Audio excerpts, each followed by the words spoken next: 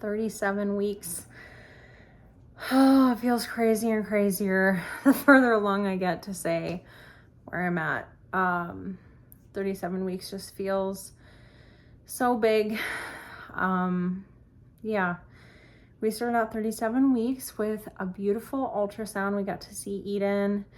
We got some really cute pictures of her nose and her lips, and saw her moving around a ton. Everything looked great. It was kind of just a thing where we didn't see Malachi after 20 weeks. And that's the one regret I have from my pregnancy with him, is that we didn't get more ultrasounds just to see him. Given that, you know, that was most of the time that we had with him was inside the womb. It was pretty strange. We went to the same place that I got my 20-week ultrasound with Malachi at. And so the last time I was there was with him. So very bittersweet. You know, I was nervous going in there, even though I had felt her kicking and I knew everything was fine. To still get some anxiety anytime I go in to hear her heartbeat at my midwife's house, and anytime I have gone in for a scan. So, you know, it's always hard to navigate too. I knew that the question would be asked because this is the same question that was asked at our 20-week with Eden. You know, how many pregnancies have you had? How many live births have you had? And I say 2, of course, because that's how many pregnancies I've had. And I've had 1 live birth. And the ultrasound tech asked me, well, how old is your first? And I said, well, he would be 15 months. And she she grabbed my shoulder and she said, would be.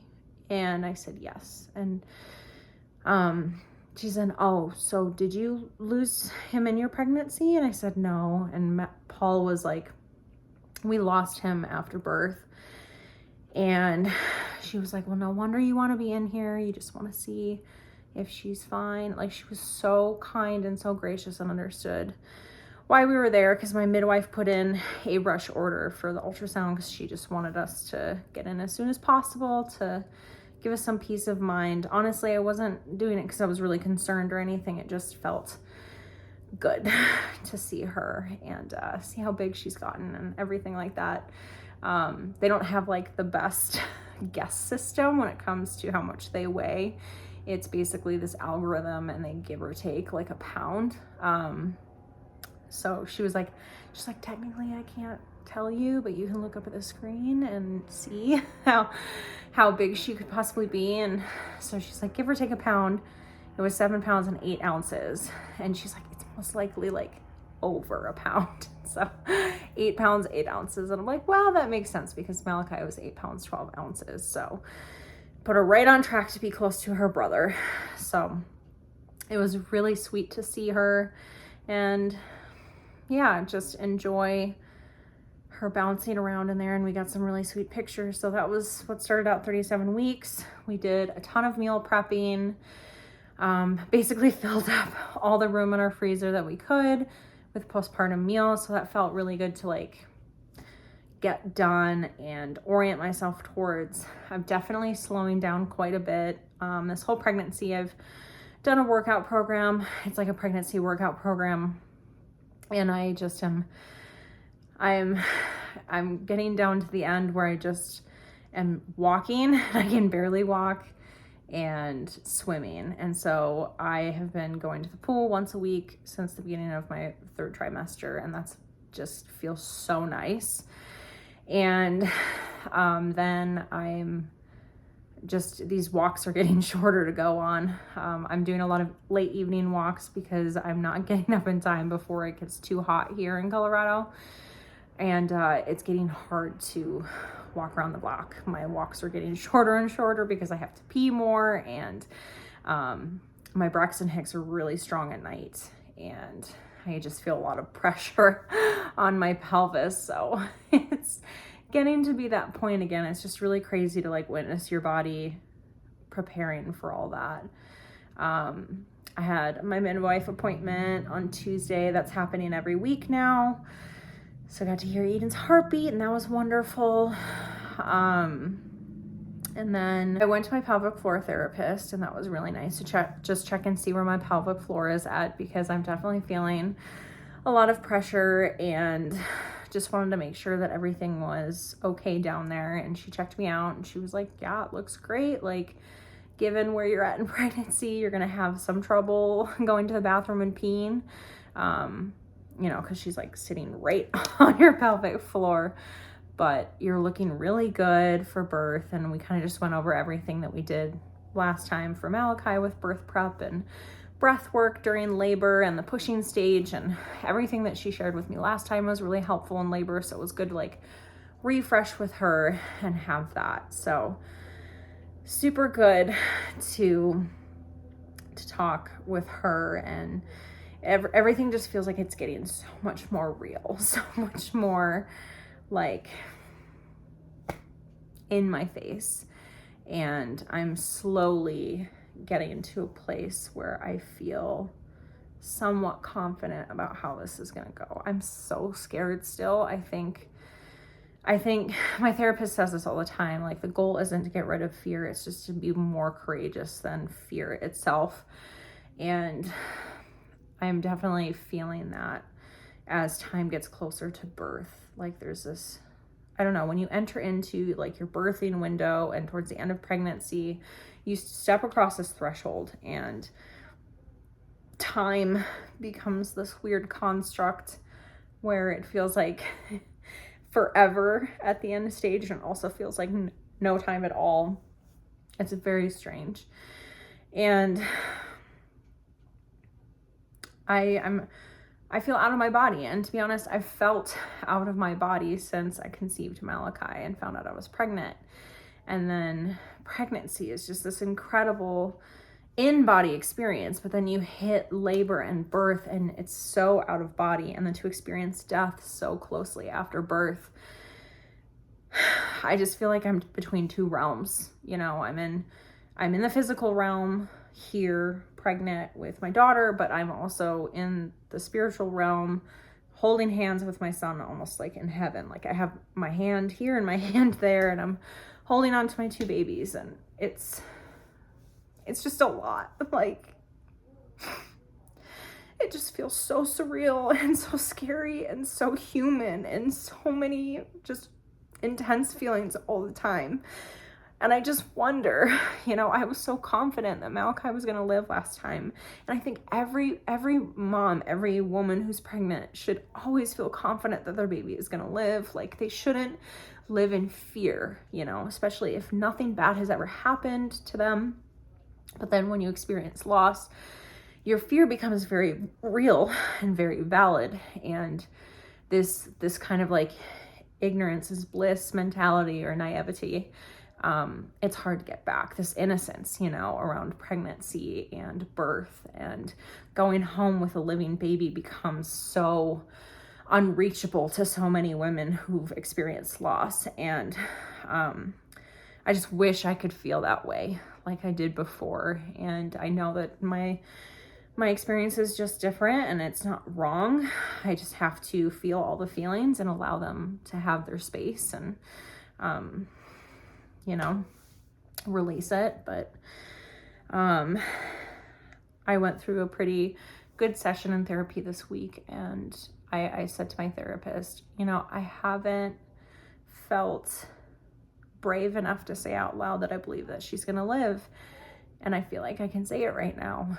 And I felt like God was leading me to say that, like, just to say, like, hey, I believe that she's gonna live. It's okay to say I believe that, you know.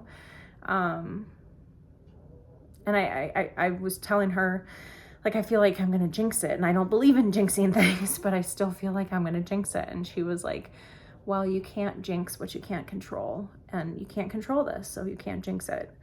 And it was pretty freeing to hear that, and to just be released of like, you know what, this is out of my hands. God is the creator and sustainer of life.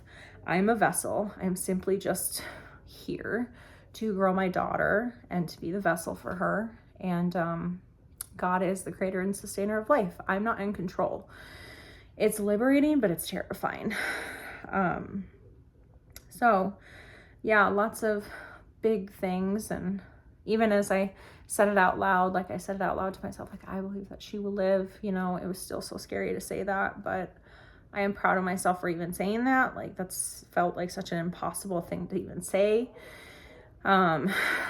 So that's just a huge milestone, I guess. But other than that, I put together a bunch of birth art and like quotes that I've saved on Instagram that have been helpful during my healing journey and like this pregnancy.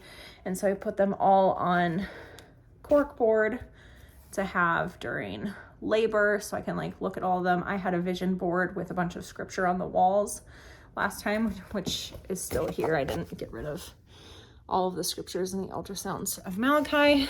And I painted this. It's like a Bible verse about the wilderness. It's Isaiah 51:3, and I kind of remixed it to be something that pertains to Paul and I. But Eden is in this Bible verse, and so it's spoken to me in this pregnancy. The Lord comforts Paul and Alicia. He comforts all of their waste places and makes their wilderness like Eden. Joy and gladness will be found in them, thanksgiving and the voice of song. So I painted this a while ago, but I have 3 cork boards that, you know, have some birth art and just, you know, a lot of scripture and just not exactly scripture, but, you know, helpful sayings like, in my deepest wound, I saw your glory and it astounded me. This side of eternity is the only time we get to worship Jesus through our tears and pain. And honestly, that makes it kind of beautiful. Though we suffer, we have joy. Though we mourn, we dance. Though we cry out in weakness, we have strength because of him. So just encouraging words that have helped me. So a bunch of stuff and little Malachi butterfly winks and everything like that. So I'm excited that I got those put together. I think I'm going to put a bunch of dried flowers on these too, to take with me when we're in labor. And yeah, other than that, I have recorded 3 different pregnancy after loss tracks. I'm really excited. I published them on this channel and I hope to publish them on Spotify. I just wanted to get them out because I really want to listen to them at the end of pregnancy, but I figured either way, I'm going to be too tired in postpartum to finish this project, and I really want to get it out there. I have so many friends who are going through their own experience of pregnancy after loss, and I would love to provide this as a resource for them.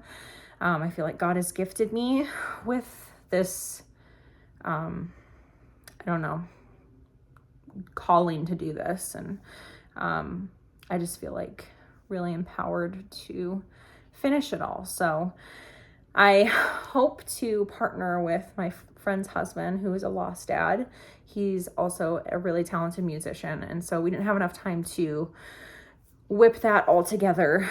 So I have some like placement music in there for now, but the hope is to like really make it better later on. But for now, it's just, what do they say, rough and dirty or whatever. So yeah, but I'm really excited about that, and I'm excited to share that with others and hope it blesses them as like this has blessed me. Basically, all these visualization techniques and exercises and meditations and prayers has come out through my grief journey, my pregnancy after loss journey, and a lot of it has been through therapy. So I'm basically just taking like a lot of visual healing stuff that I've experienced in therapy with God and kind of am using it as a template for different visualization exercises in these prayers and poems. So pretty excited about that.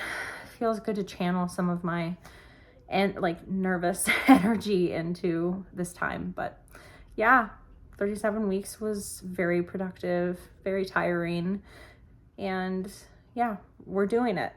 We are doing it.